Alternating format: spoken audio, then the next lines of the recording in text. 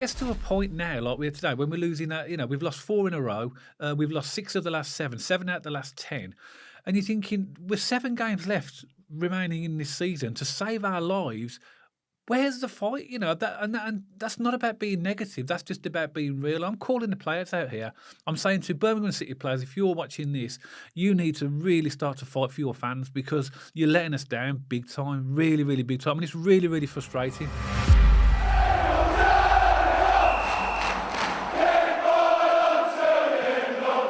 So welcome back to Small Heath Alliance FC. And on Friday, Birmingham City lost 2-1 to QPR at Loftus Road in an absolutely huge 6-point game. And it started with a goal from Bakuna in the 62nd minute, and Blues could not hold on for a mere 3 minutes. And Blues fans, I want you to watch that second goal back.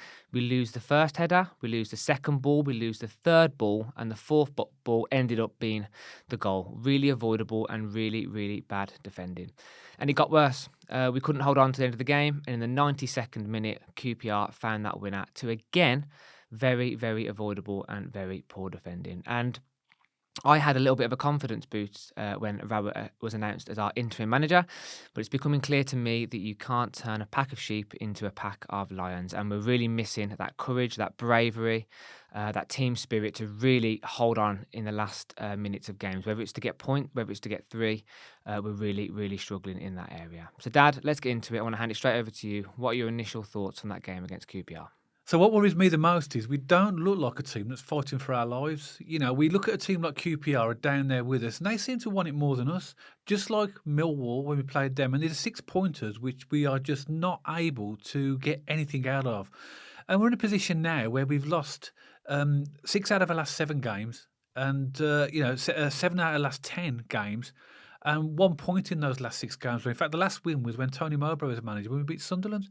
It's such a long time ago. And the weekends, I mentioned this when I put a post on to X, on our X account, that it's so frustrating when you lose football matches as a football fan. And to lose like that, it's really disappointing. Yeah. And you made a really good point, the fact that we can't hold on to leads. Look at this, some of these stats here. Middlesbrough away, which was Rooney's first game, 89th minute, we lost 1-0. Ipswich at home, we were 2-0 up on that, but they scored their second goal in the 89th minute. Plymouth away, we were 3-1 up at Plymouth. We conceded in the 86th minute to make it 3-3. West Bromwich Albion away, 85th minute, we conceded a goal and lost that game 1-0. Ipswich away, we were 1-1 up until the 81st minute and then conceded in the 81st and the 92nd minute to lose 3-1. Southampton at home, 96th minute, we lost 4-3. Millwall away, 90th minute, we lost 1-0. And now Queen's Park Rangers, 2-1, when they score, I think it was the 92nd minute. That tells me that there's a team there that just can't hold on to a lead. And that, again, is Or a draw. They just can't hold on for the whole duration of the game, can they? If you calculate those points there, that would have been 10 extra points if you would have just held on. Just 10 points. That's the difference between being where we are now and being something like 15th in the table. Just because we can't hold on to the. That tells me that the team have got no.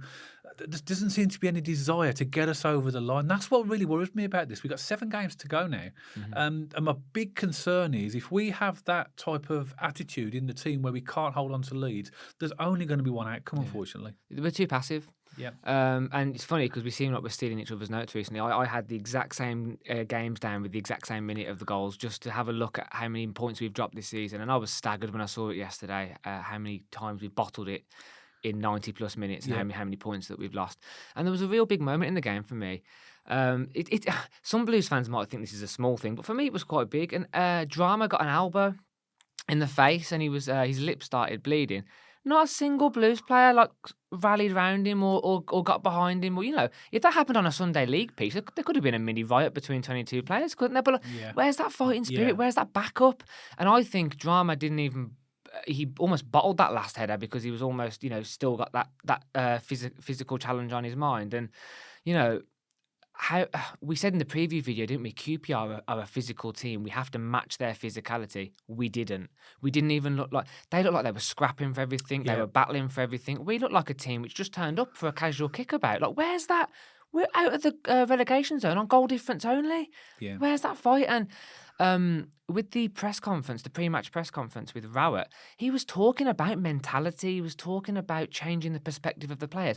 I really thought, maybe naivety and ignorance on my behalf at this point, I thought those players were possibly going to come out more fighting than they had done because of what Rowett was saying in the pre-match press conference. But we didn't even turn up on the same pitch as QPR, did we really? Physicality and matching their intensity. You twice there, you've used the word bottle. Okay, and there's no bottle for the battle, and that's the problem. This is a battle where we are right now, and also as well, you're right in terms of Gary Rowett says we're doing this with the players and that with the players, but this is the sixth manager now these players have played on, and these players can't hide behind the fact that we just got different managers. These are professional footballers, and a lot of people as well keep pointing to the Rooney appointment, which was a big blip in the season. There's no doubt about that. But these players have had many games since then to try and get this right. Mm-hmm. So actually, you've got to question the players. I think the players have got to own this. I think the players have got where we are right now. I think the players have got to own this, and they've got to accept that the fans, the club. They need better, because at the moment the players are letting themselves down, they're letting the club down, and ultimately letting the fans down, and it's so disappointing. The position that we're in, you'd think that there'd be more of a desire to try and push to score goals, to hold on to leads, and just to fight for each other. That example of what you just mentioned, the code of drama, is a prime example. We're far too passive as a team. There's no leadership in there. There's nobody grabbing us. How many times have we mentioned this already this season about the fact that there's no leader there, that the players just don't seem to have that edge, and that is what is potentially going to get us relegated if we don't get that edge. The big concern as well is now we've got 7 games left, okay? I think we need 4 wins because possibly 3 in a draw, but definitely 4 would do it. But there's 7 games left, and one of those games is away at Leicester. So effectively, home to Cardiff, they're pushing for the playoffs. We've got Preston a playoff. They're tough fixtures. Yeah, they're tough fixtures. So I don't know where those 4 wins are going to come from, but the only people that can do anything is the players. Now, when they go over that white line, whatever the managers said, that's down to the players. Yeah. And the managers must be so frustrated, particularly like Gary Rowett, when that goal went in there. How did he get that much space to kick the ball? Okay, it was a good goal, fair enough. We can all stand by and admire it, but he should not have ever had that space. Where are the players? There was loads of Blues players around the area. Yeah. Why aren't they diving in? Drama was passive. Gary Gardner was passive. The header from Sanderson for that final goal was crap. Yeah. I mean, don't get me wrong. It was a good finish, but it was handed to him on an absolute plate by a team lacking passion. I was so frustrated. Like, why are they all walking like they're going for a Sunday stroll around the park? Where's the...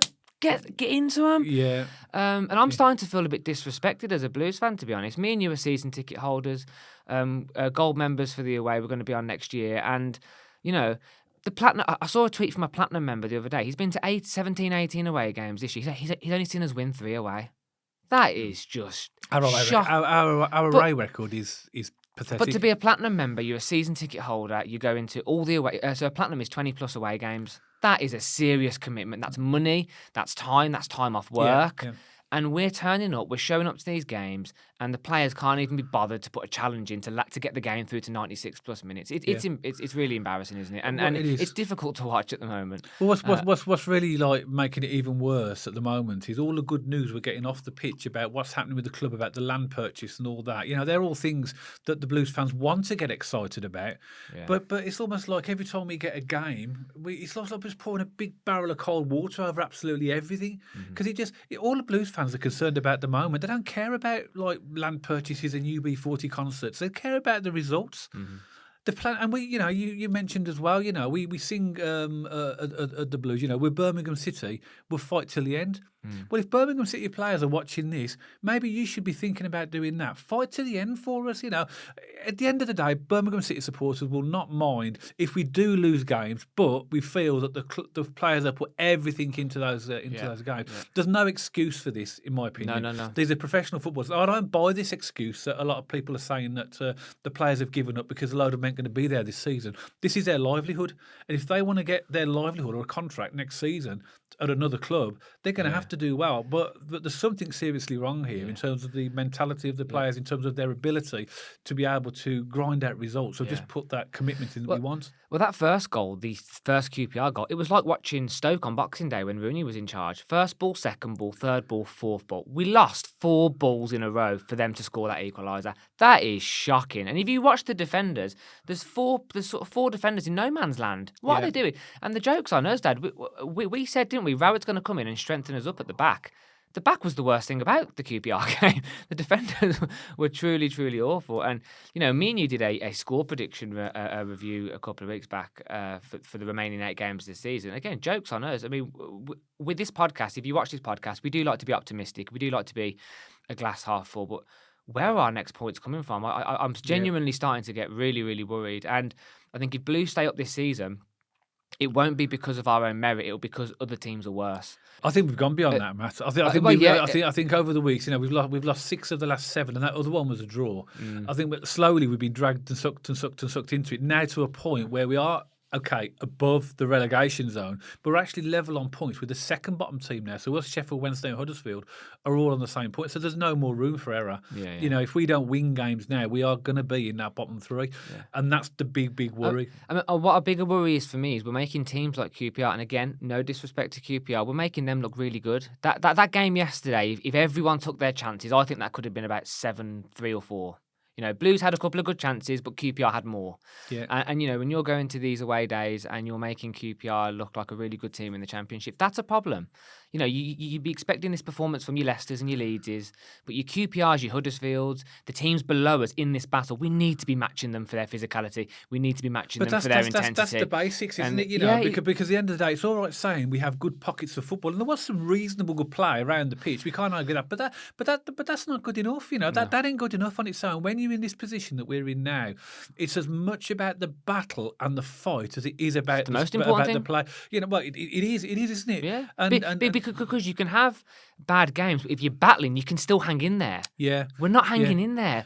In the Championship, you have to play on that pitch for 100 minutes, 90 plus 6, 90 plus 7, 100 plus 1, whatever it is. You need to hang in there. We haven't got that resilience, that character, that drive. It's frustrating, isn't it? It is so frustrating. And Blues fans, on the podcast, we do try our best to be as positive as possible. But it gets to a point now, like we are today, when we're losing that, we've lost 4 in a row. We've lost 6 of the last 7 out of the last 10. And you're thinking, with 7 games left remaining in this season to save our lives, where's the fight? And that's not about being negative. That's just about being real. I'm calling the players out here. I'm saying to Birmingham City players, if you're watching this, you need to really start to fight for your fans because you're letting us down big time, really, really big time. And it's really, really frustrating. Yeah. All we want to see from you is some form of commitment. And you might say, we're trying our best. But unfortunately, the results are showing that good isn't good. Your best isn't good enough at the moment. And you've got to be better than that. On paper, we've got some good players. But was it Brian Clough that says you don't win games on paper? Because I look at that squad and I'm thinking, why are they where they are? I don't get it. I look at some of the players there, obviously on when we played Queen's Park Rangers, I like the fact that he was playing Laird and Drama as wing-backs. I thought the lineup was pretty good. And I was right in my prediction video when I said that Bielek would be put back in midfield.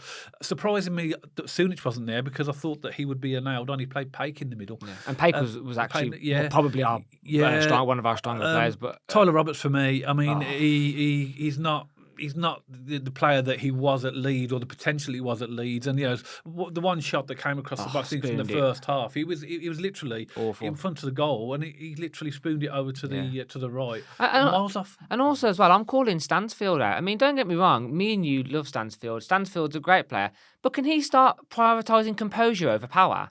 And don't get me wrong, we all love it when he breaks the net. We all love it when he, absolutely belts him in the back of the net. But you can see he's trying so hard to break the net, he's missing it.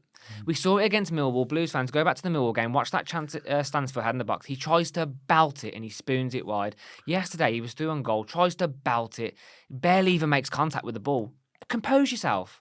Yeah. You don't have to belt it, place it. And we all know Stansfield's a quality striker, but that's 2 chances in big games. If he'd have scored those goals, 6 points. Yeah, decision making. Just composure. Decision making. And again, that's a big thing as well. Just one final thing before we finish. I want to ask you, because we're not going to have time for a Preston preview video because the game's tomorrow. But just what's your thoughts on just a very quick overview, prediction of what think will happen there? What's really funny about that projection video that we did is I was overly positive over the course of the 8 games. You were, I guess, a little bit more realistic or pessimistic, whichever way you want to put it. Realistic. Realistic, yeah. And you put us down for a Preston win on this one, and I put us down. I put us down for a Preston draw. I'm thinking Preston are pushing for the playoffs. I think they're 5 points away from 6th, roughly, give or take a point or two there. Yeah. I got that slightly wrong. So they're going to be gunning for everything. They've playoffs. only lost 1 in the last 10. Exactly, and they've just beat Rotherham 3-0. They beat Cov at the CBS 3-0 away. They're a good team. I'm torn between a win for Preston or a draw. My heart tells me a 1-1 draw. My brain tells me a 2-1 win for Preston. I predicted in that video a few weeks ago that we would have to beat Preston and win, and I was optimistic about it. But after the performance that I saw against Queen's Park Rangers and obviously the recent performances, it's really hard to see us getting a win. I mean, yeah, of course, we want to win. We did nothing else that we desire more than a win, but we have to be realistic of where we are at the moment, absolutely. based upon performances, based upon where the team are at the moment. I can't see us winning that game. No. I feel sorry for Gary Rowett as well. He's come in, in the post-match interview after the match. In one game, it looks like he's aged 10 years. I know already, and it's got to be the players. 6 managers, fair enough. But those players are professional footballers, and they can't hide behind the change of manager. They are the only people when they walk over that white line can actually deliver, and they're not at the moment. Well, I saw mistakes yesterday that were happening under Rooney. Yeah. So you can blame the manager all you want, but those players aren't doing what they're supposed to be doing for this club, fighting for the badge, fighting for the fans, giving us something to cheer behind. And, and what's frustrating a lot of fans off is Blues are posting on social media, the players laughing in training. Oh, who's ready for Friday? Who's ready for Saturday? Lerdo, with a big smile on his face in training. There was one on Paik and George Hall, one on Thursday going, who's ready for Friday? Blues fan, we don't want to see, we're not saying post photos of the players being miserable, but give us something to cheer behind, give us something to get excited behind. If you're going to post pictures on social media of the players getting happy and then Laird going to the fans at St.Andrews and rallying us up, give us something to rally behind and get us something to get excited. Stop doing this false optimism, stop doing this kind of social media happy life. Just get us this graft, get us this win, and give us some players on that pitch who can actually fight for this club and this badge. One final thing as well, when we're at St Andrews on Bank Holiday Monday against Preston, please do not let the stadium announcer say Birmingham on the rise. It's really embarrassing. On the rise again, Birmingham on the rise again. Yeah, we may be as a club going in the right direction off the field, but on the field we're basically going towards in the opposite direction. Unfortunately, it makes us a laughing stock, don't it? If we're just going to be honest.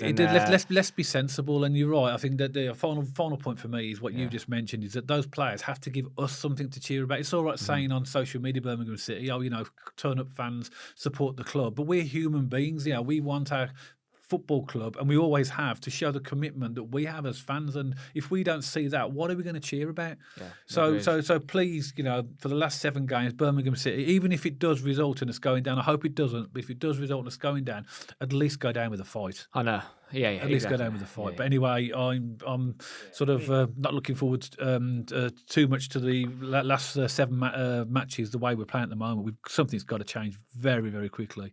Otherwise, the ultimate outcome is we are going to get relegated. Yeah, I mean, every single player pretty much yesterday was awful. And the only 2 players who I would say were decent, and I'm using decent, that isn't really a massive compliment, is Bakuna and Paik. They were the only 2 who were trying to make a few moves with the defence. I don't even want to talk about the defence. Good goal. It was a good goal for Bakuna.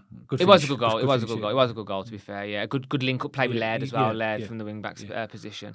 But again, Dad, avoidable goals. We come away with another loss. We come away with a 6-point game. Looks like we did against Millwall, coming back with nothing. That's what's going to do us. And it's so frustrating. And so, Blues fans, you've heard what our thoughts were with the game. Again, I'm sure you were. Were you equally as frustrated about that game? Are you getting wound up about the lack of passion, the lack of drive? And I'm sure you are, because we've been banging this drum now for at least the past 2 months on this podcast since we aired. So please, we love it when you engage with us. So please, if you did like this content, if you like the video, please give us that thumbs up. Don't forget to follow us on our X page and our Instagram page, which the handles are coming up on screen now. And if you do enjoy these videos and this content, please don't forget to subscribe to our YouTube channel so you don't miss any future content. And me and Dad will see you on the next video.